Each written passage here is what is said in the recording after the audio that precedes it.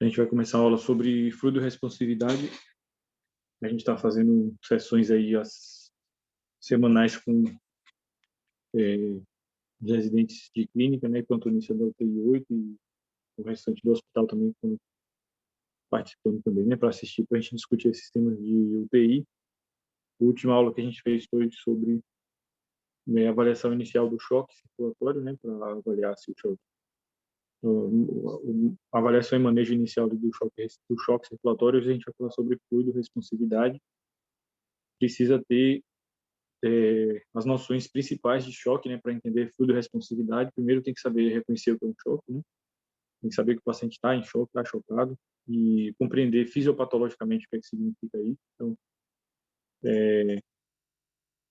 primeiro é se o paciente tem indicação de receber fluidos, né? A gente está falando aqui hoje do fluido para expansão volêmica no paciente com baixo débito cardíaco para ele ali, né? O paciente está com desbalanço, oferta e consumo de oxigênio, precisa aumentar o débito cardíaco, né, por motivo de doença.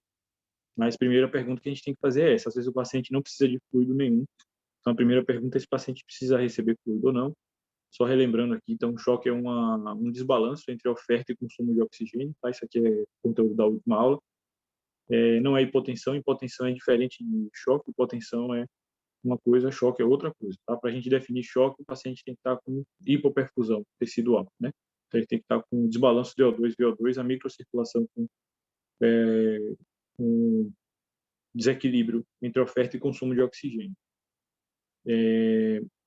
A gente sabe que para melhorar o DO2 do paciente, né, para oferecer mais oxigênio aos tecidos, a gente pode intervir aqui no débito cardíaco, no conteúdo arterial de oxigênio, né? Os determinantes do débito cardíaco são pré-carga, contratilidade, pós-carga e frequência cardíaca.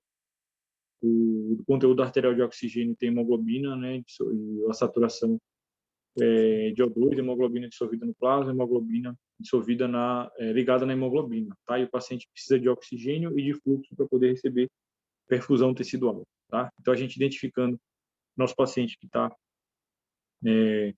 na fase aqui crítica de desbalanço de O2 e VO2, né? Não é o paciente que está bem perfundido, não está precisando otimizar débito cardíaco, aquele paciente que está precisando otimizar débito cardíaco, né? O que está com desbalanço de O2 e VO2, esse é o paciente que a gente normalmente pensa em fazer fluido no choque, no contexto de choque, tá? Então, a primeira coisa, o paciente ele tem que estar precisando aumentar débito cardíaco.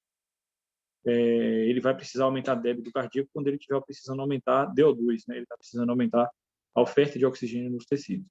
Primeiro, tem que saber reconhecer isso, tá? Então, reconhecendo que está chocado, a gente usa principalmente tempo de enchimento capilar e o lactato, tá? Esses dois parâmetros, eles não têm acurácia 100%, eles erram também, e a gente usa outros parâmetros também acessórios, né? Taquicardia, oligúria, alteração de nível de consciência, gap de CO2, SVO2, né?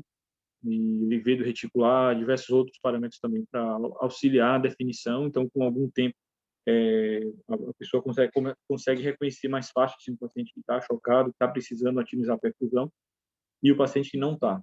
Tá? Então, acontece os dois erros principais aí, não reconhecer um paciente que está precisando otimizar a perfusão ou ficar dando fluido para o paciente que já está bem perfundido, que não está precisando aumentar o débito cardíaco, porque ele não está precisando aumentar a oferta de oxigênio. Tá?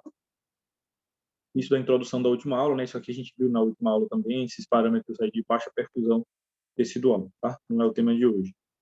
E, além disso, saber reconhecer que tipo de choque você está lidando, tá? Isso também foi conteúdo da última aula. A gente precisa saber estratificar e olhar e diagnosticar, na verdade, né? Se o choque é hipovolêmico, se é cardiogênico, se é distributivo, se é obstrutivo, senão pode errar, tá? No sentido de tentar otimizar a hemodinâmica usando a estratégia errada. Primeiro tem que fazer o diagnóstico correto do tipo de choque, tá? Então, não tem como a gente hoje manejar choque circulatório sem usar o eco beira-leito, tá?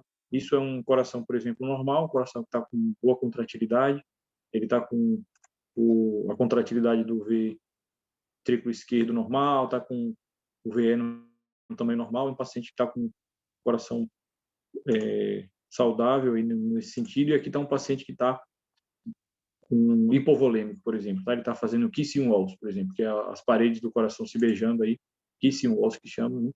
E esse paciente está num contexto, aquele outro paciente está em outro contexto.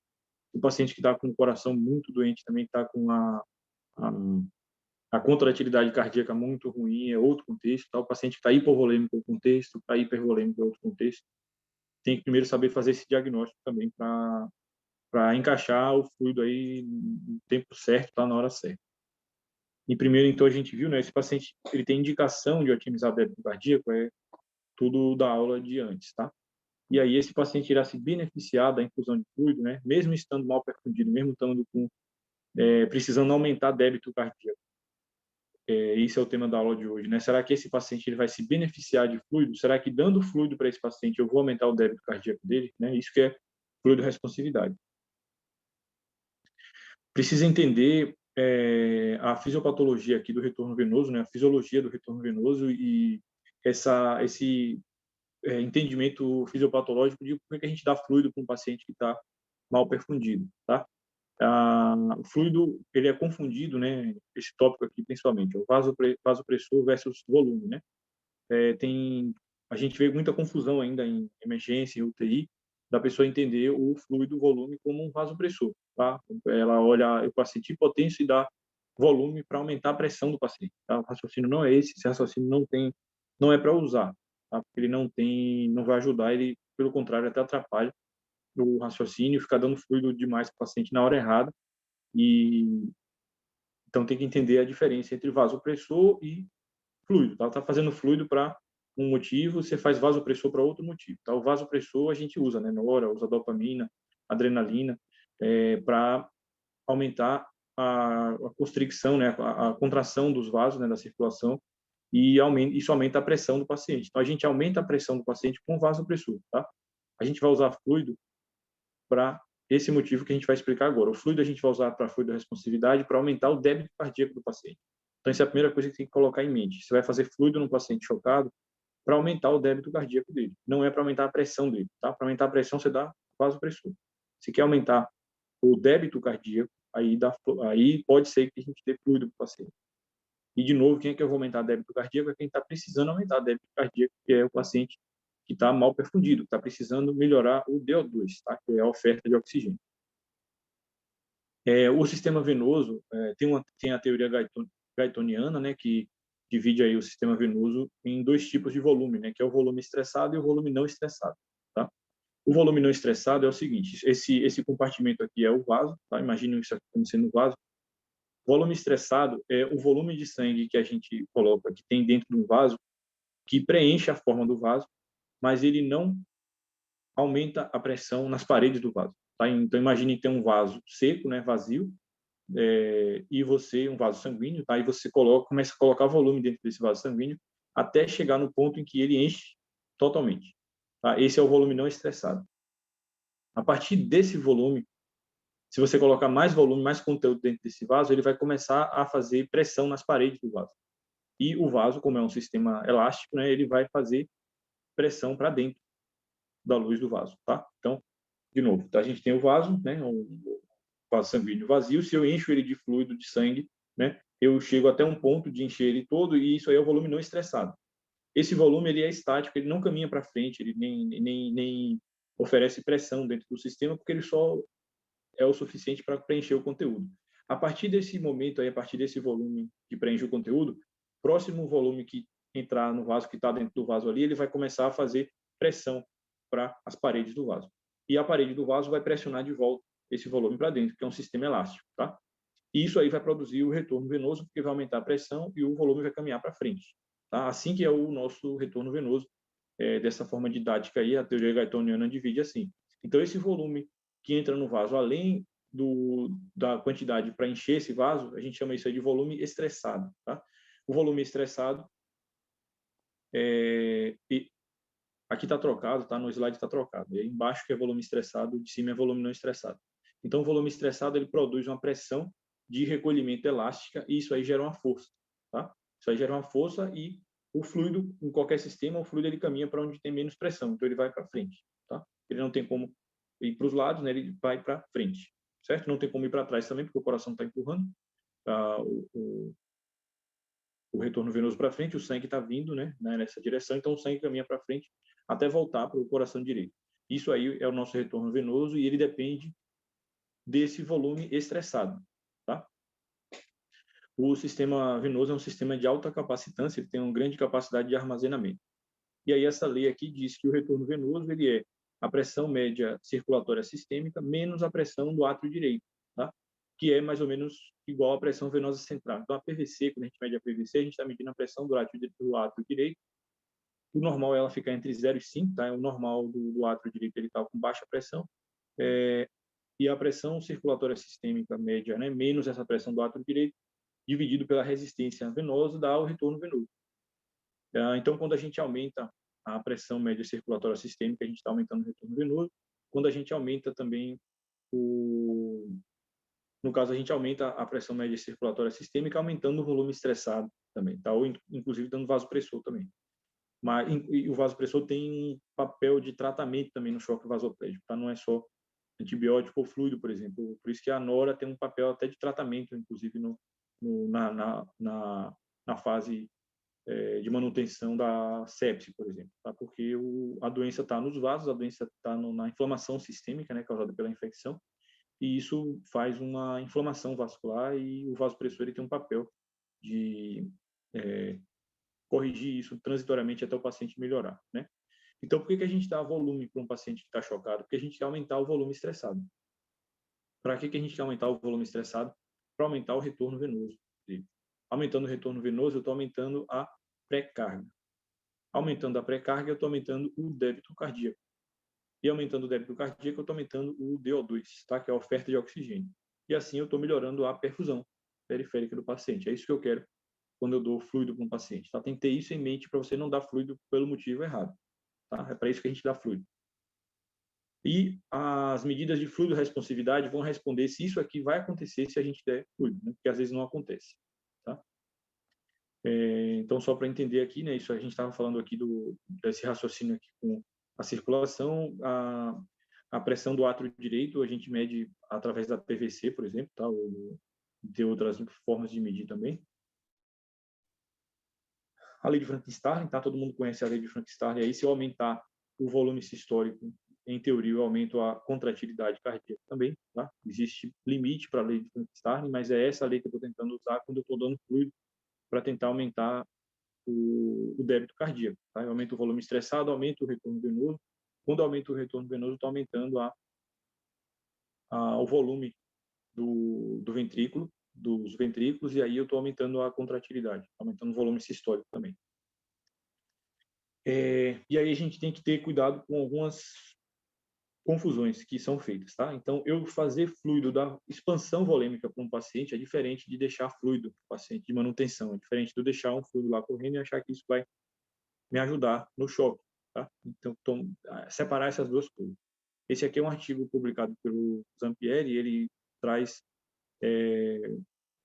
o título do artigo é o que é que nós temos que parar de fazer na UTI, por exemplo, tá? E ele traz várias coisas que ele diz que nós temos que parar de fazer na UTI. Várias delas estão no Choosing Wisely, né? E uma delas, a principal aqui, uma das principais para mim, ele fala, a gente tem que parar de ficar fazendo bolos de fluido para tratar qualquer anormalidade que o paciente apresenta. Então, oligúria, hipotensão, taquicardia, redução do nível de consciência. Então, qualquer anormalidade que o paciente apresenta, a primeira reação do médico é fazer fluido, tá? E dar uma expansão volêmica. Às vezes até a enfermagem, se você não tiver cuidado, faz isso em alguns lugares, e isso não é para fazer, o raciocínio não é esse, tá? Então, a gente tem que parar de ficar dando fluido para o paciente o tempo inteiro, fazendo expansão volêmica o tempo inteiro sem motivo, tá? Sem uma boa avaliação, né? Tá? A expansão volêmica tem seu lugar, mas tem que ser feito na hora certa, no momento certo e com a indicação certa, tá? Não é para ficar fazendo expansão volêmica com motivos que tem que ter cuidado nesse sentido, tá? A gente vê, às vezes, o paciente internado há 15 dias no hospital, está internado há 20 dias no hospital, às vezes até na enfermaria. E aí, qualquer 9/5 que o paciente faz é 500 ml de soro, 1.000 ml de soro. Isso aí leva um balanço acumulado e leva sobrecarga de sódio, de cloro, de uma série de situações que o paciente é pior. Tá? A gente vai comentar isso agora. E a outra coisa que ele fala é, então, reduzir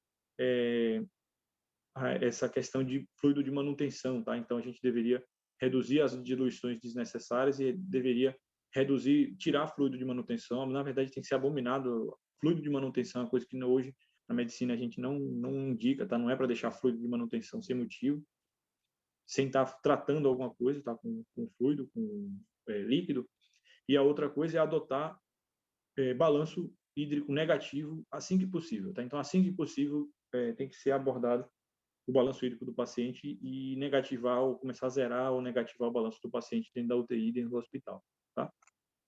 Outro artigo aqui, né, do Critical Care Medicine, traz sobre a questão do fluido de manutenção e já está bem estabelecido assim na medicina que o paciente fica recebendo fluido à toa e ele tem um balanço hídrico positivo, ele tem uma mortalidade maior e o balanço acumulado dos pacientes, muito se deve à questão de fluido de manutenção, tá? Tem diluição, tem uma série de coisas que o paciente recebe, mas fluido de ressuscitação tem um papel menor, produto sanguíneo um papel menor, tá? Mas a questão de fluido de manutenção tem um papel muito grande nesse balanço acumulado dos pacientes, tá? Isso aí acarreta depois um balanço hídrico acumulado e os artigos concluem, né, já com evidências recentes, trazendo que a gente deveria parar de fazer fluido de manutenção, a gente não deveria prescrever fluido de manutenção para o paciente que está ingerindo dieta e bebendo água ou recebendo, inclusive, o paciente da UTI está recebendo dieta enteral, está recebendo diluições também, tá?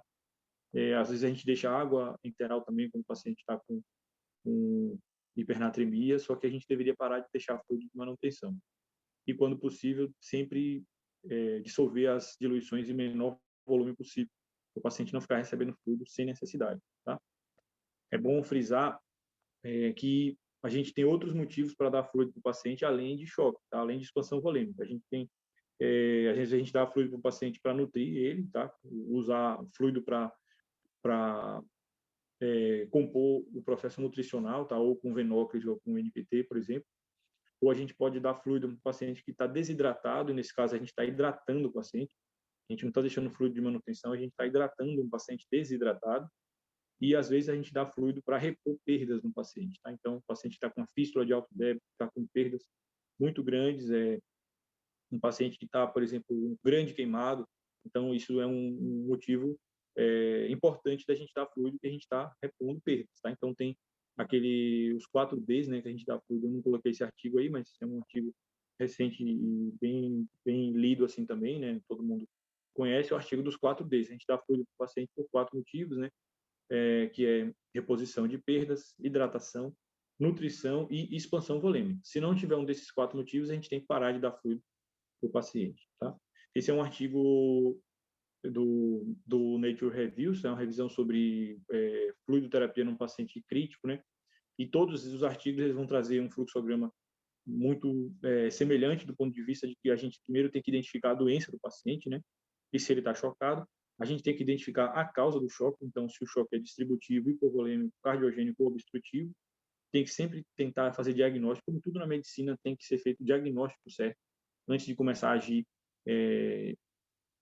para agir de forma correta, tá? Senão a gente vai agir errado. E o artigo traz que você deveria diferenciar e ver as questões do paciente usando principalmente o ultrassom beira-leito. Esse artigo aqui, todos os artigos recentes, eles vão trazer ultrassom beira de leito. Esse artigo aqui, ele coloca aqui, por exemplo, a gente, um paciente que está hemodinamicamente instável, né? Se ele está hemodinamicamente instável, a gente tem que saber a causa da instabilidade. E aí ele manda você usar esse RACE aqui, tá? RACE, que é o acesso rápido cardíaco do paciente com ecocardiograma, tá? Então, fazer o ecocardiograma no paciente inteiro, a gente usa ultrassom. Outras palavras também usa pouco, ou tem outras siglas também que usa. Nada mais é do que você pegar o ultrassom, olhar o paciente inteiro com ultrassom. Isso a gente preconiza hoje em hospital e a gente fala isso às vezes, as pessoas às vezes não absorvem, não compreendem, ou às vezes não quer usar, porque é trabalhoso e buscar o eco e tudo, mas não tem outro caminho para a gente fazer condução de um paciente hemodinamicamente instável se não for com ultrassom beira-leito hoje. É o que o paradigma atual indica que a gente faça, tá? E você ficar fazendo fluido com o paciente empiricamente, no escuro ali, sem saber se o choque é vasoplégico, se é fluido responsivo, isso é prejudicial para os pacientes, isso já está mais do que provado, tá?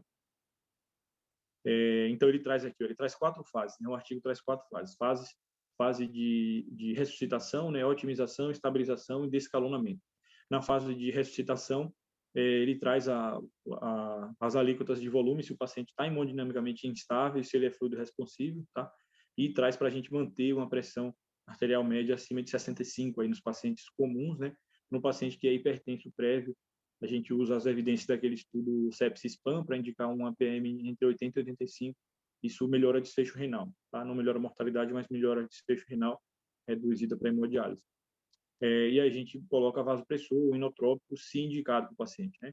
Na fase de otimização, ainda faz fluido e já começa a reconsiderar. Na fase de estabilização, que o paciente está estável, a gente faz uma estratégia restritiva de fluido. Então, para de fazer fluido e tira fluido de manutenção, não faz transfusão, não fica fazendo fluido no paciente que já está hemodinamicamente estável, ainda que esse paciente esteja com droga vasoativa, tá? Mesmo que o paciente esteja com droga vasoativa, se o paciente está séptico, está vasoplégico, tem uma doença por trás ali, a droga vasoativa vai sair quando o sistema cardiovascular do paciente voltar a ficar saudável e for melhorando o processo inflamatório, controlar a doença.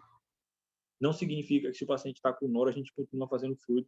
Isso não é para fazer, na verdade, tá? Isso é um paradigma antigo, a gente não fica fazendo fluido para tirar nora. A gente faz fluido para otimizar a perfusão tecidual, tá? Nesse contexto aqui. Esse artigo eu não ia comentar mais. E em relação à fluido-responsividade, né? O que é que... Então, vamos entrar no tema da aula aqui principal, que é o processo de fluido-responsividade. Então, você está com a hipótese de que seu paciente está mal perfundido e você quer melhorar a perfusão dele, você acha que para melhorar a perfusão dele, melhorando o débito cardíaco, fazer fluido pode otimizar, né? Melhorar o débito cardíaco dele para melhorar o balanço DO2 e VO2, tá? E aí você quer fazer o acesso, então, de fluido-responsividade. Você quer descobrir se seu paciente é fluido-responsivo, tá? A primeira coisa que tem que ter é o seguinte: a gente deveria abandonar também o termo cabe-volume, tá? Caber-volume. Será que cabe volume? Sempre cabe volume em qualquer pessoa, cabe volume, tá? Se você pegar um acesso numa pessoa periférico-central e você infundir 10, 20 litros numa pessoa, sempre vai entrar o volume nela. Nunca vai parar de entrar o volume na pessoa, então sempre cabe volume. Então essa coisa do cabe volume para mim, na minha opinião, é um termo que devia ser abolido da medicina, porque não diz muita coisa, tá? Cabe volume, sempre cabe, tá? E a outra coisa que a gente tem que separar é o que é fluido-responsividade e o que é o paciente que está hipovolêmico. Uma coisa é o paciente estar hipovolêmico, a outra coisa é ele estar fluido-responsivo. Normalmente, os pacientes hipovolêmicos estarão fluido-responsivos. Só que, às vezes, o paciente euvolêmico, ele vai estar fluido-responsivo também, tá? Então, mesmo que meu paciente não esteja hipovolêmico, se ele está na fase de ressuscitação, ele está mal perfundido e ele está fluido responsivo, mesmo ele estando euvolêmico, você ainda pode fazer fluido para naquela fase aguda ali tentar aumentar o débito cardíaco e tentar melhorar a perfusão tecidual. Depois esse paciente vai devolver esse fluido, tá? Na fase de manutenção, depois na fase de esqueci só o nome aqui, na fase de descalonamento, né, esse paciente vai devolver, ele vai negativar o balanço, ele vai devolver o fluido que ele recebeu a mais, tá? Então, usar o termo certo, fluido responsividade, é isso aqui que a gente vai comentar agora, tá? E o paciente está hipovolêmico é uma outra coisa, tá? Mas a gente pode acessar a volemia do paciente e pode acessar fluido responsividade, tá? E a coisa do caber volume, eu acho que não devíamos falar, porque isso atrapalha o raciocínio e as pessoas se confundem, tá? Então a pessoa começa a confundir tudo, ela olha a cava e fala cabe volume, entendeu? Só pelo diâmetro da cava e não é por aí. Não é bem assim, tá? Vamos separar algumas coisas aqui. Então, o que significa fluido-responsividade? Qual é a definição de fluido-responsividade? Então, um paciente fluido-responsivo é o paciente que vai ter o incremento de 15% no débito cardíaco com 500 ml de volume. Tá? Se eu der 500 ml de volume para uma pessoa e ela aumentar o débito cardíaco dela, eu considero essa pessoa fluido-responsiva. Tá? Todo mundo que está assistindo a aula aí, provavelmente, a maioria da gente aqui agora é fluido responsivo. Nós somos fluido responsivos aqui agora, provavelmente. Se a gente ficar deitado ali e elevar as pernas, fizer um passive leg raising, a gente medir o débito cardíaco antes e depois, provavelmente uma parte de nós aqui é fluido responsivo, tá? Por que eu estou querendo dizer isso? Porque nem sempre uma pessoa que é fluido responsiva, ela precisa receber fluido, tá? A pessoa pode estar bem perfundida e pode estar com débito cardíaco adequado para ela, certo? Então, fluido responsividade, para a gente medir fluido responsividade, primeiro tem que ter as etapas que a gente acabou de falar agora. O paciente precisa otimizar o débito cardíaco? Precisa, beleza. Você vai para a próxima etapa. Ele é fluido responsivo? É. Ah, então beleza, então eu vou fazer volume, tá? Por que eu estou falando isso? Porque a gente vê também gente medindo fluido responsividade num paciente que está bem. Se o paciente está bem perfundido, mesmo que esteja com nora, débito cardíaco adequado, não precisa medir fluido responsividade. Porque pode ser que dê, que ele é fluido responsivo. Você vai fazer fluido para ele e não precisava fazer, tá?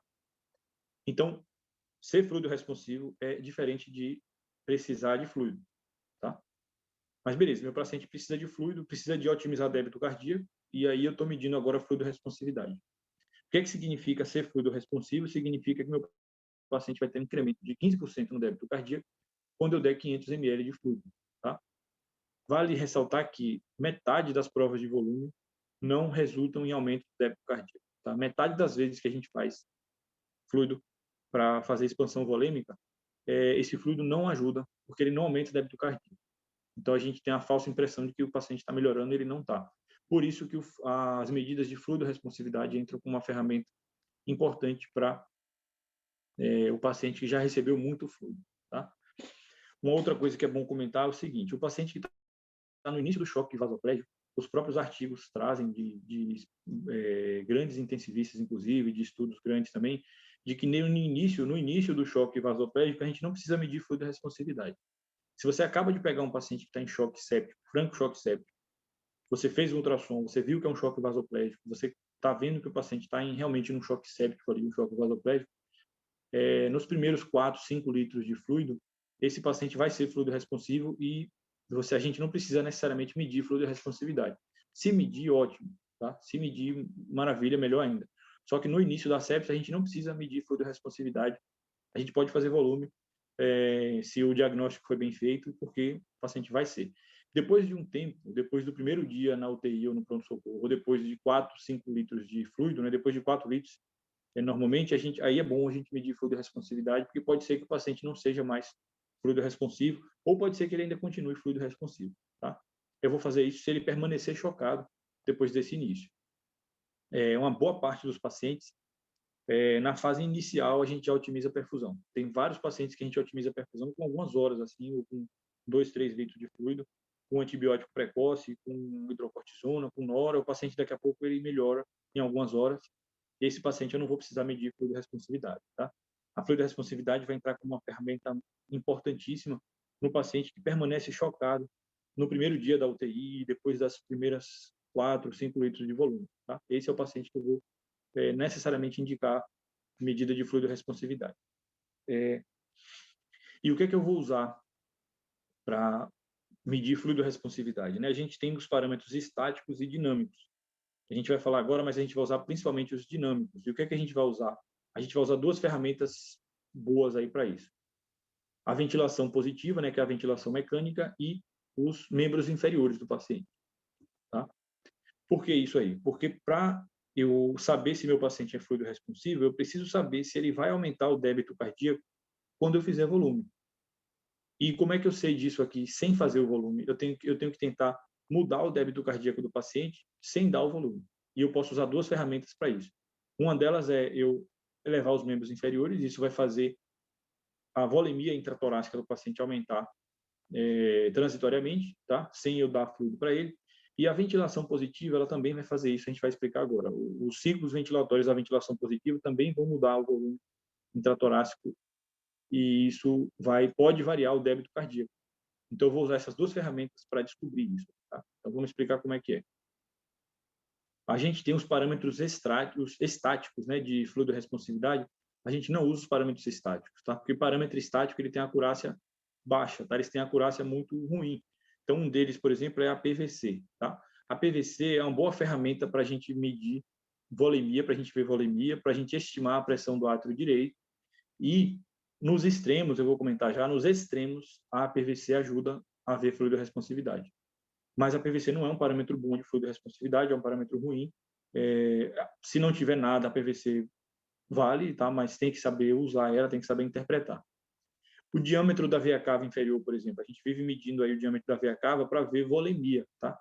O diâmetro da veia cava é um bom parâmetro de volemia e ele tem uma correlação boa, inclusive, com a PVC, mas a gente não usa o diâmetro da veia cava para ver fluido responsividade, tá? São duas coisas diferentes, o diâmetro da veia cava e a compressibilidade ou distensibilidade da veia cava. Então, esses parâmetros estáticos aqui, eles têm a acurácia ruim, a acurácia pequena para predizer fluido responsividade, a gente não usa eles muito, tá? Então, destaco aqui a PVC e o diâmetro da veia cava. Como é que a gente usa os outros parâmetros? A gente vai falar agora dos parâmetros dinâmicos para fluido responsividade. Esses a gente prefere, tá? A ventilação positiva, né, que é o que a gente vai usar como ferramenta para ver a diferença de débito cardíaco no ciclo inspiratório e expiratório, né? Porque como é que acontece isso aí? Quando o meu paciente está em ventilação espontânea, né, a pressão negativa, a gente, quando está em ventilação espontânea, ventila por negativação de pressão, né? A gente usa a musculatura respiratória, negativa a pressão intratorácica, e isso aí é a pressão negativa. Está ventilando agora por pressão negativa, tá? Na ventilação espontânea. Quando eu diminuo a pressão intratorácica, a gente aumenta a pressão no átrio direito, reduz o gradiente aí da pressão média circulatória sistêmica e da pressão do átrio direito e reduz o retorno venoso, tá? Quando a gente está em ventilação positiva, que é a ventilação mecânica, é aí que a gente vai usar o parâmetro de fluido responsividade. A ventilação mecânica ela já faz um mecanismo diferente, ela na verdade aumenta a pressão intratorácica. Quando eu aumento a pressão intratorácica, a gente comprime a força cardíaca, né, faz aumento da compressão da força cardíaca, aumenta as pressões das câmaras cardíacas, assim a gente aumenta a pressão do átrio direito, reduz o gradiente entre a pressão média circulatória sistêmica e a pressão do átrio direito e reduz o retorno venoso.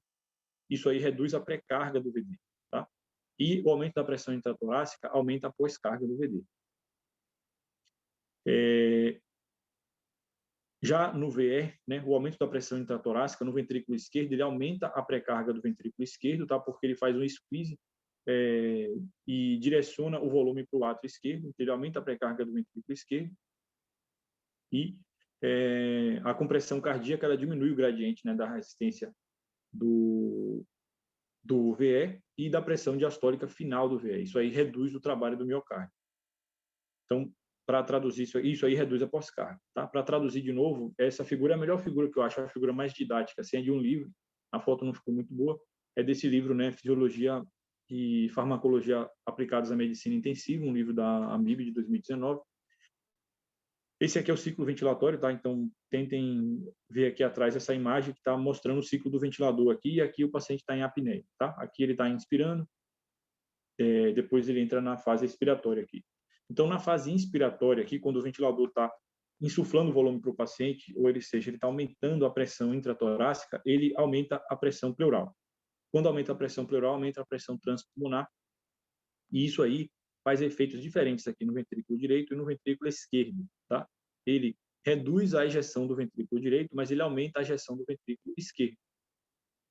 O mais importante aqui nessa fase é o aumento da ejeção do ventrículo esquerdo, tá? Quando ele reduz a pós-carga e aumenta a pré-carga, porque o aumento de pressão intratorácica aperta o ventrículo esquerdo, né? Faz o squeeze. E aí, quando a gente, na fase inspiratória, a gente aumenta a ejeção do ventrículo esquerdo e isso aí faz uma pressão de pulso máximo, tá? Eu já vou explicar mais para frente o que é pressão de pulso, mas entenda isso aqui como sendo um dado semelhante aqui ao débito cardíaco. A gente vai entender isso aqui como débito cardíaco por enquanto. Então, na fase inspiratória, ao aumentar a ejeção do ventrículo esquerdo, eu aumento o débito cardíaco, então eu aumento a pressão de pulso, tá? Na fase expiratória, eu tenho aqui um tempo, né, até o trânsito de sangue voltar para o pulmão, e nessa fase expiratória, o mais importante vai ser retrogradamente aquela redução da ejeção do ventrículo direito lá. Então, na fase expiratória, eu vou ter a redução da pré-carga do VE, porque eu tive lá, na fase inspiratória, uma redução da ejeção do ventrículo direito, tá? E aqui eu reduzo a ejeção do VE e eu tenho a pressão de pulso mínima, certo? Só que depois vocês olham com mais calma de novo, mas resumindo aqui a situação, quando o ventilador está inspirando, quando ele está jogando pressão dentro do tórax, eu aumento o débito cardíaco, então eu tenho uma pressão de pulso maior. Quando eu tenho a fase expiratória, quando o ventilador alivia a pressão dentro do tórax, eu tenho uma pressão de pulso mínima, porque eu tenho um débito cardíaco menor. E isso aqui prediz fluido responsividade, tá? Por vários parâmetros. Eu vou usar esse ciclo ventilatório aqui e essa lógica para ver a maioria dos parâmetros de fluido responsividade, tá? Eu estou usando a ventilação positiva para isso aqui. Então, vamos explicar cada um deles. Primeiro, tem que entender o mecanismo, a lógica por trás dos parâmetros, e depois você entende cada um deles. A gente tem vários parâmetros aí de fluido responsividade, vários deles estão relacionados à ventilação. Então, por exemplo, a variação, o ΔPP, que é a variação da pressão de pulso, as variações do diâmetro da veia cava, variação do diâmetro o teste da oclusão da válvula expiratória também, tudo isso aqui eu uso ventilação mecânica, tá? Elevação passiva das pernas é que eu vou usar os membros inferiores do paciente. E o desafio hídrico é dar volume, tá? Mas isso aqui a gente acaba preferindo não usar. Então vamos comentar eles aí. Antes de eu começar a entrar nos parâmetros dinâmicos, para explicar esse parâmetro dinâmico, vale ressaltar o seguinte: a pressão venosa central, a PVC, é quando a gente pega um cateter central do paciente, né, e acopla aqui numa coluna que mede a pressão, e a gente consegue medir aqui, comparando com a pressão atmosférica, a pressão que está lá dentro do átrio direito. Isso aí dá para a gente a PVC, tá? Só que a PVC ela tem vários limitadores, ela não é um parâmetro muito acurado, só que eu posso usar a PVC, se eu não tiver nada, usar nos extremos, tá? Então, a PVC menor do que 3, dificilmente a gente encontra uma PVC menor do que 3 na UTI, e isso aumenta a probabilidade do paciente ser fluido responsivo, tá? Então, eu posso até usar a PVC no extremo desse aí menor do que 3, para predizer que o paciente é fluido responsivo, e eu posso usar uma PVC muito alta, uma PVC maior do que 15, para predizer que o paciente não é fluido responsivo, tá? Dificilmente eu encontro a PVC nesses extremos, normalmente ela está nesse intervalo aí, entre 3 e 15. E nesse intervalo ela não tem acurácia para a gente predizer fluido responsividade. A gente não pode usar a PVC nesse intervalo para dizer que meu paciente é fluido responsivo, tá? Eu posso usar como um parâmetro de volemia, mas como um parâmetro de fluido responsividade ela tem uma acurácia menor, tá? Esse é o parâmetro dinâmico. Agora, desculpa, esse é o parâmetro estático, tá? Agora, entrando aqui nos parâmetros dinâmicos, né, a gente primeiro tem o ΔPP. Essa imagem que eu tinha mostrado ali agora, para explicar o que é pressão de pulso, é essa mesma imagem aqui, tá? Para a gente ver pressão de pulso do paciente, a gente tem que passar um catéter arterial, a gente passa uma PAM, uma pressão arterial invasiva, no paciente. A pressão invasiva, ela dá a pressão em tempo real, né, do paciente ali a cada sístole, e o monitor dá isso aí para a gente. Quem já entrou no UTI já viu aquela curva de pressão a cada sístole do paciente, normalmente é vermelha. Você já deve ter visto lá um paciente com PAM, tá? A PAM ela ou é usada normalmente para a gente fazer coleta e para ver a pressão do paciente, mas ela dá outras informações. Então, o formato dessa onda de pressão de pulso dá várias informações, e a gente usa ela também para ver fluido responsividade. Através do quê? Através dessa variação da pressão de pulso, tá? Já expliquei para vocês isso aí. Aqui ele trouxe aqui, ó, expiração, inspiração, tá? Quando o paciente está expirando na ventilação mecânica e quando ele está inspirando, essa pressão de pulso ela varia, porque a gente varia o retorno venoso intratorácico, a gente varia também a pré-carga e a pós-carga, já expliquei o raciocínio, e aí a gente vai ver essa diferença, tá? A pressão de pulso é essa diferença aqui, ó, é a diferença dessa pressão aqui de cima com essa aqui de baixo. Isso aqui é chamado de pressão de pulso, tá? A variação dessa pressão de pulso é uma diferença entre a maior pressão de pulso e a menor pressão de pulso, tá? Essa diferença a gente pode usar diretamente ela nesse parâmetro aqui chamado ΔPP, tá? PP é pressão de pulso e delta é variação. Então, a variação da pressão de pulso eu posso medir com o monitor, e se eu fizer essa conta aqui, né, pressão de pulso máxima menos a pressão de pulso mínima, dividido por pressão de pulso máxima mais pressão de pulso mínima dividido por 2, então na verdade, a diferença das pressões de pulso máxima e mínima dividido por uma média das pressões de pulso máxima e mínima, e eu vou ter um valor. Se esse valor for maior do que 12%, isso tem uma acurácia para dizer que o paciente é fluido responsivo, tá? Então, um ΔPP, uma variação da pressão de pulso maior do que 12%, isso indica fluido responsividade. Esse é um dos melhores parâmetros, eu acho que talvez o melhor parâmetro, mais acurado de todos para predizer fluido responsividade. Porém, ele tem várias limitações, né? O paciente ele não pode estar fazendo arritmia, ele não pode estar entrando na ventilação. Então, para a gente usar isso aí com acurácia máxima, o paciente tem que estar totalmente sedado, totalmente entregue à ventilação, ele tem que estar com a complacência da caixa torácica normal, né? Que é quase inviável isso aí, né? tem uma relação entre frequência cardíaca e frequência respiratória maior ou igual a 25, então ele não pode estar muito taquipneico e bradicárdico e vice-versa. Ele tem que estar com essa relação, né, frequência cardíaca e frequência respiratória maior do que 3,6 de preferência. A pressão intraabdominal tem que estar normal, então os estados de aumento de pressão intraabdominal ele diminui a acurácia desse método e de vários outros também, né? Ele tem que estar com pressão e frequência cardíaca estáveis, ele não pode estar mudando muito a frequência cardíaca e mudando muito a pressão. Ele tem que estar, para aumentar a acurácia do método, um volume corrente um pouco maior. Então, se você for usar isso aí no paciente, aumente transitoriamente ali o volume corrente nos minutos, mesmo que o seu paciente esteja em ventilação protetora, né? Depois você reduz de novo. Mas se você fizer isso aí com o paciente ventilando a 6 ml por quilo, a acurácia é menor do que fazer a 8 ml por quilo, por exemplo. Não pode ter doença valvar e a ausência de disfunção do VD e do VE, que também praticamente todo paciente tem um pouco de disfunção de VD e de VE, né? Então, todos esses parâmetros aqui, eles reduzem a acurácia do método. Tem que ter cuidado para usar. Não é para usar, por exemplo, em paciente que está acordado, que está em PSV, ou que está entrando muito na ventilação, está com muita arritmia, não tem como usar o delta-PP. Não dá para confiar na acurácia da resposta que ele vai te dar se você não tiver as condições mínimas, tá?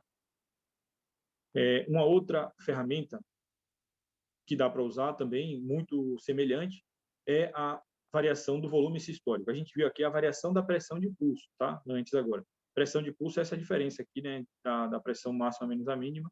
A gente usando a variação da pressão de pulso é um método. O outro método é usar a variação do volume sistólico. O volume sistólico a gente usa calculando a área sobre a curva dessa onda de PM aqui, tá? Então a PM dá uma onda aqui, a área sobre a curva dessa onda de PM dá um cálculo para a gente do volume sistólico. Para isso aí eu tenho que usar um método, né? Eu posso usar Vigileu, Flowtrack, tem que ter métodos para usar isso aí, ferramentas de maquinaria que normalmente a gente não tem isso no UTI de hospitais menores e de cidades menores, então isso aqui não dá para usar sem essas ferramentas, tá? Só falei para explicar aí. O outro parâmetro que a gente usa aqui é a variação da veia cava, né? Eu falei para vocês agora que o diâmetro da veia cava não é um bom parâmetro de fluido responsividade, é um parâmetro estático, tá? Mas eu posso usar a variação do diâmetro da veia cava na ventilação mecânica, que é um parâmetro dinâmico, para me dizer se o paciente é fluido responsivo, né? Então eu pego aí na janela subxifoide, faço uma imagem na janela subxifoide, eu vou encontrar o coração nessa posição aí. Se eu apontar para baixo aqui, eu vou encontrar. Se eu apontar o probe meu apontando para o ombro esquerdo aqui do paciente, eu vou encontrar o coração. Se eu apontar meu probe para baixo, eu vou encontrar aqui os dois vasos, né, a veia cava inferior e a aorta, né?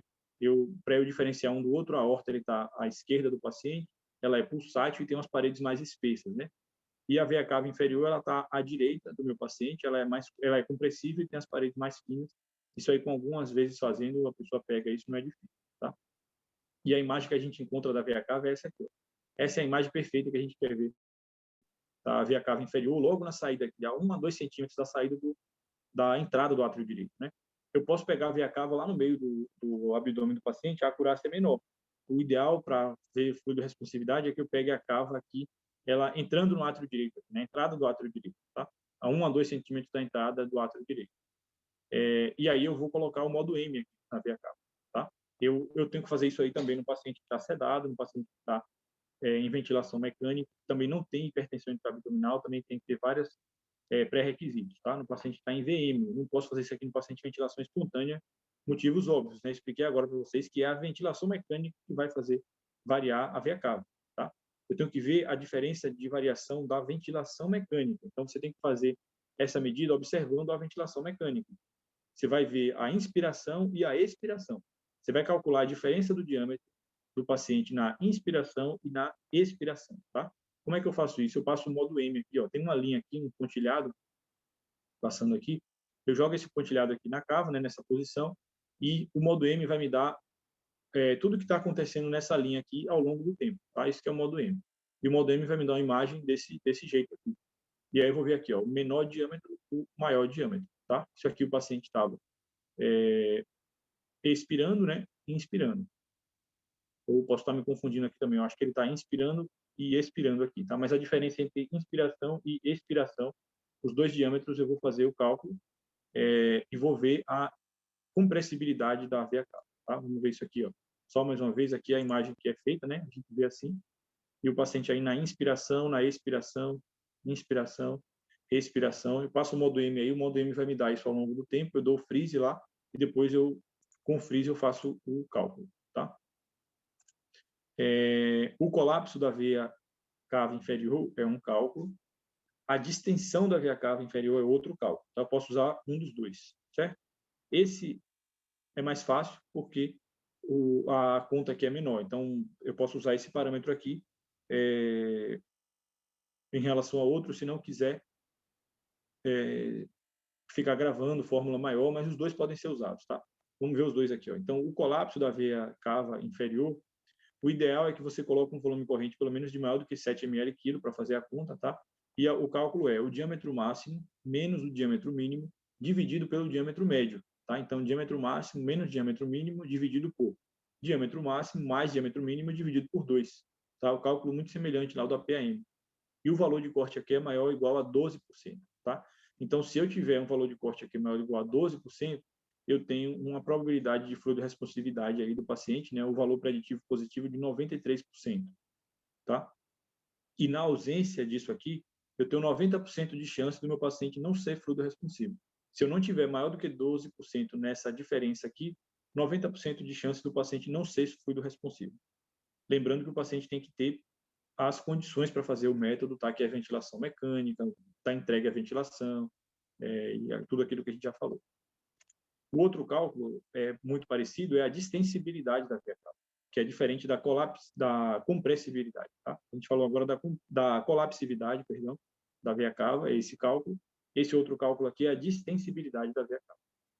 Mesma coisa, o paciente não pode estar fazendo arritmia, tem que estar em ventilação controlada, uma série de pré-requisitos.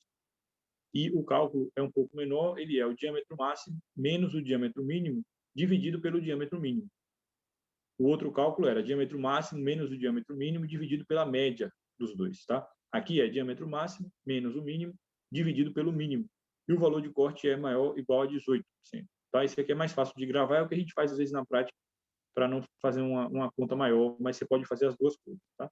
E o paciente estando 18% aí de diferença nesse cálculo aí da diferença de diâmetro, isso aí aumenta a acurácia, eu posso usar como parâmetro de fluidoresponsividade, tá? Só para mostrar, esse é um artigo que é uma revisão, né, publicada no JAMA, de 2016, que faz uma revisão aí das acurácias, né, dos parâmetros de fluidoresponsividade, traz uma tabela interessante que ele coloca vários parâmetros aqui de fluidoresponsividade e traz a razão de probabilidade aqui, tá, desses métodos. Então, que é o que ele chama de likelihood ratio, né, que é a razão de probabilidade. Tem a razão de probabilidade positiva, a negativa. A razão de probabilidade é um método estatístico usado para predizer a probabilidade de quando um dado é positivo, ele aumenta a chance do que você está procurando ser verdadeiro, tá? A gente usa isso aí para ver a acurácia, por exemplo, de dado de exame físico, dado de exame laboratorial e aqui agora para ver fluidoresponsividade, tá? Então, quanto maior a razão de probabilidade, né, maior o likelihood ratio, maior a acurácia do método para a gente ver, a gente usar o parâmetro, tá? Então, por exemplo, aqui a maior razão de probabilidade que a gente tem aqui, por exemplo, é do paciente que está em ventilação controlada e a gente usa o passive leg raising, vendo a mudança do débito cardíaco. Esse é o parâmetro difícil de fazer, mas é o mais acurado se for bem feito, tá? E eu trouxe aqui para mostrar o seguinte, a PVC tem uma razão de probabilidade de 5, tá? Quanto mais próximo de 1, menor a serventia, ou menor a acurácia do método, tá? Vocês podem ver aqui também, ó, que todos esses métodos, o paciente em ventilação espontânea, eles têm uma razão de probabilidade pequena, então a gente não consegue usar isso aí em ventilação espontânea, a gente usa mais eles em ventilação mecânica, que a gente acaba não usando a PVC, tá? A gente pode ver aqui, ó, deixa eu procurar a veia cava. Então, a veia cava inferior, ela tem um likelihood ratio aqui de 20, tá? É um número bom, assim, a gente usa na prática, apesar de ser menor do que os outros métodos para serem utilizados, tá? Agora a gente vai falar de passive leg raising, tá? Por isso que eu mostrei esse outro método aqui. Então, a elevação passiva das pernas é o próximo método que a gente vai explicar. A elevação passiva das pernas, quando o paciente está em ventilação controlada, a gente pode usar ela, né? Tem muita gente que usa com a variação da pressão de pulso ou com a variação do débito cardíaco, tá? O que é que acontece? Como é que é essa diferença? Tem gente que pega e coloca o paciente deitado e levanta as pernas do paciente e olha a variação da pressão de pulso. Olha lá o método, olhando a pressão do paciente ou a pressão de pulso no monitor. Essa é uma meta-análise que discutiu isso e traz que os artigos que usaram, né, os estudos que usaram a, a variação da pressão de pulso usando o passive leg raise, eles tiveram uma acurácia muito menor aqui dos estudos que usaram a medida do débito cardíaco, tá? Então, o débito cardíaco, nesse método, ele tem uma acurácia muito maior, tá? Então, explicando aqui como é que funciona o método. Só repetindo isso aí que eu falei agora, você pode fazer esse método olhando a variação da pressão de pulso, mas isso aí tem uma acurácia muito menor do que você fazer isso aí medindo o débito cardíaco diretamente, tá? Então, esse é um artigo do Monet,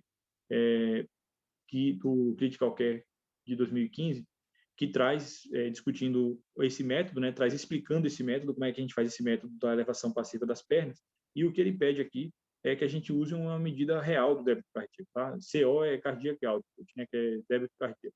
Então, ele traz primeiramente aqui que é para a gente usar uma medida real de débito cardíaco, não é para usar a pressão de pulso. Então, a gente tem que estar ou com um Swan-Ganz ou com o ecocardiograma, tá? A gente pode medir isso aí com o ecocardiograma, tá? Medindo o débito cardíaco do paciente.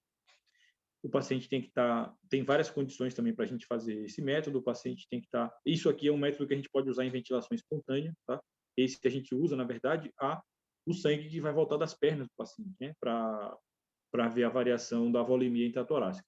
Diferente do método que a gente usa lá na ventilação mecânica, esse aqui a gente pode usar em ventilação espontânea. Então, o paciente, inicialmente, ele vai estar deitado aqui a 45 graus a cabeceira, com as pernas baixas, tá? Baixas, e a gente vai medir o débito cardíaco do paciente antes aqui, tá? Então, medir o débito cardíaco do paciente antes, depois levanta as pernas do paciente e baixa a cabeceira dele e mede o débito cardíaco novamente. Esse débito cardíaco ele tem que ser medido no próximo minuto de que a gente fez essa manobra, não pode demorar muito mais, porque senão o método também perde a acurácia, porque o sistema cardiovascular começa a se acomodar e o débito cardíaco vai se adequar depois à nova posição do paciente. Então, depois que você colocou o paciente nessa posição, tem que medir o débito cardíaco no próximo minuto, tá? A gente faz isso aí na prática, dá para fazer, se você tiver uma boa janela, tá? Se você não tiver uma boa janela, não dá para fazer. Então, como é que faz esse método, né? Antes, a gente aspira o paciente, né, se estiver entubado, elimina a dor do paciente, porque a dor e secreção isso pode alterar o débito cardíaco ali e tirar a acurácia do método. A cabeceira do paciente começa a 45%. Então, a gente mede o débito cardíaco do paciente antes, depois a gente baixa a cabeceira e eleva as pernas do paciente e mede o débito cardíaco logo no próximo minuto. E depois a gente coloca o paciente na posição anterior e mede o débito cardíaco de novo com ele a 45 graus. E a diferença de débito cardíaco aí do paciente com as pernas elevadas ou não, isso é um parâmetro de fluido responsividade, tá? Se bem feito, é um dos melhores parâmetros de fluido responsividade. Só que a gente não pode usar esse parâmetro na impossibilidade de medir o débito cardíaco de modo reprodutível. Um exemplo disso aqui é se você não consegue fazer uma boa janela, tá, no paciente. Se ele não tem uma boa janela para o eco, se a imagem não fica boa, se você não consegue fazer um débito bem mensurado ali, é melhor não usar esse método, tá? Então, o paciente muito obeso, o paciente tem uma janela muito ruim, o paciente muito magro, às vezes também dificulta por causa do gradil costal. Se não consegue medir um bom VTI, né, para fazer um bom débito cardíaco, não é para fazer, tá? E esse método ele não é confiável também no caso de hipertensão intraabdominal, a gente também não pode usar. Vale ressaltar que a gente não mede o débito cardíaco na prática, a gente mede o VTI, tá? Quando a gente pega o eco beira-leito para fazer o débito cardíaco, a gente vai medir a área de saída da aorta, né? A gente vai medir o diâmetro da via de saída, na verdade, da aorta e medir o VTI, que é a velocidade integral tempo, que a gente faz uma outra janela, já que é a apical 5 câmaras. Só que o diâmetro da via de saída ele não fica mudando. Então, na prática, a gente mede só o VTI e vê a variação do VTI, porque isso aí vai ser diretamente proporcional à variação do débito cardíaco, tá? Isso aí é outra aula, outra discussão.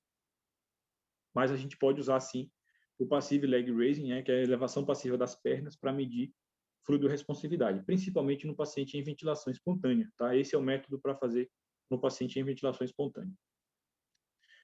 Um outro método bom para a gente usar é o teste da pausa expiratória. Tá? O teste da pausa expiratória é um método muito fácil de fazer. A gente deveria usar ele mais porque ele é muito simples de fazer. Tá? O paciente está em ventilação mecânica e a gente faz uma pausa expiratória, tá? Por 15 segundos. Se você pausar a expiração do paciente por 15 segundos, isso vai dar diferença na pressão de pulso do paciente. E só para ilustrar aqui, isso aqui é uma revisão do Critical Care também, Medicine, tá, de 2019, do mesmo autor que eu mostrei agora, que é o Xavier Monet. Tá? Ele estuda muito sobre fluidorresponsividade, os principais artigos são dele, inclusive, e ele traz, aqui são ilustrações só para mostrar como é que é. Então o paciente está aqui ventilando normal, se você fizer uma pausa expiratória, tá? Depois de 15 segundos, você pode ver a mudança do débito cardíaco ali. Eu posso usar duas mensurações, tá? Para ver essa diferença. Ou a pressão de pulso ou o índice cardíaco, tá? Índice cardíaco ou débito cardíaco, eu posso usar. Eu posso usar a medida do índice cardíaco ou débito cardíaco com o Swan-Ganz ou com o medidor direto ali de débito cardíaco, tá? Uma ferramenta como o Swan-Ganz. Aqui, nesse caso, difícil a gente usar o ecocardiograma, você teria que medir com um intervalo de segundos ali a diferença do débito cardíaco. Nesse caso, a gente pode usar a pressão de pulso do ventilador. Tá? Já expliquei para vocês o que é a pressão de pulso, é aquela diferença lá da PAM. Os monitores mais modernos dão para a gente a pressão de pulso, então a gente pode ver a pressão de pulso do paciente antes e pausar, fazer uma pausa expiratória por 15 segundos e ver a pressão de pulso após. Se eu tiver um aumento da pressão de pulso de 5%, eu tenho uma acurácia aí, os autores colocam uma especificidade de 100%, só que isso é muito questionável, essa medida de especificidade e sensibilidade.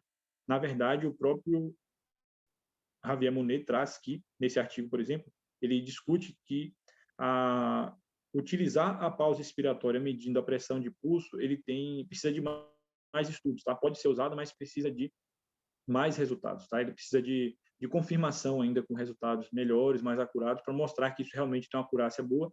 Hoje isso ainda tem uma comprovação ainda frágil, tá? Tem evidências frágeis que demonstram a gente usar a pausa expiratória olhando a pressão de pulso, tá? Mas pode ser usado. Melhor mesmo, né? Ele traz aqui a medida do débito cardíaco. Então o próprio Javier Monet traz que ele coloca, né? Use uma medida de débito cardíaco em tempo real precisa, tá? E aí você usa a pausa expiratória. Isso aí a gente não, às vezes não tem esse recurso, né, de usar as Swan-Ganz, de ter uma medida acurada de débito cardíaco em tempo real. A gente pode usar aí como ferramenta a diferença da pressão de pulso, tá, com a pausa expiratória. Isso pode ser usado também. É importante vocês entenderem que a diferença lá dos dois métodos, tá? Uma coisa é o delta PP, que é aquela variação da pressão de pulso com a inspiração e a expiração da ventilação mecânica. A acurácia é até maior, inclusive. E a outra é essa aqui, que é utilizando a pausa expiratória por 15 segundos. Ambas podem ser usadas em conjunto, inclusive, mas nem tudo que a gente está falando aqui, nada disso aqui tem acurácia 100%.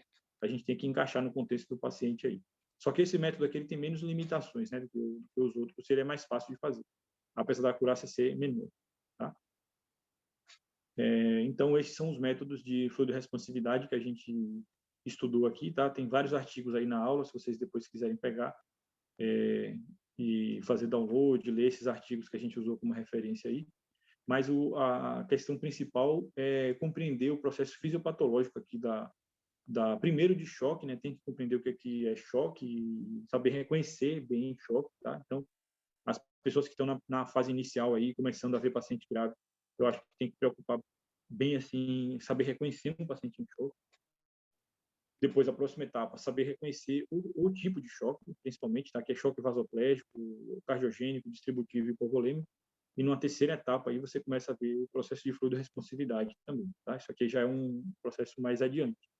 Mas não é difícil de compreender, basta entender um pouco do processo da fisiologia aí e começar a ver e a praticar, né? Ver os métodos, começar a ver bastante paciente com isso aí, para utilizar o método, tá? Para utilizar o raciocínio. Eu vou finalizar só de novo aqui com a curva de DO2 VO2, tá? É importante entender isso aí. mas só para deixar o slide final, tá bom? Então, vou parar a gravação aqui.